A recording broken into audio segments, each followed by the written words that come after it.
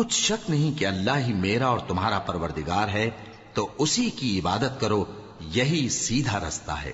پھر جب عیسیٰ نے ان کی طرف سے انکار و نافرمانی ہی دیکھی تو کہنے لگے کہ کوئی ہے جو اللہ کا طرفدار اور میرا مددگار ہو؟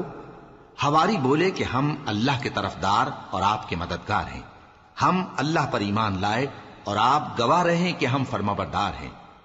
اے پروردگار، جو کتاب تو نے نازل فرمائی ہے ہم اس پر ایمان لے آئے اور تیرے پیغمبر کے متبع ہو چکے۔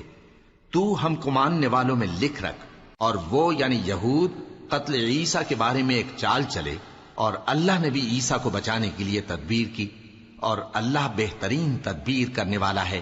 اس وقت اللہ نے فرمایا کہ عیسیٰ، میں تمہاری دنیا میں رہنے کی مدت پوری کر کے تم کو اپنی طرف اٹھا لوں گا اور تمہیں کافروں کی صحبت سے پاک کر دوں گا، اور جو لوگ تمہاری پیروی کریں گے ان کو کافروں پر قیامت تک فائق و غالب رکھوں گا۔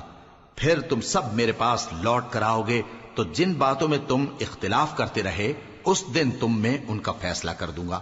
اب جو کافر ہوئے ان کو دنیا اور آخرت دونوں میں سخت عذاب دوں گا، اور ان کا کوئی مددگار نہ ہوگا۔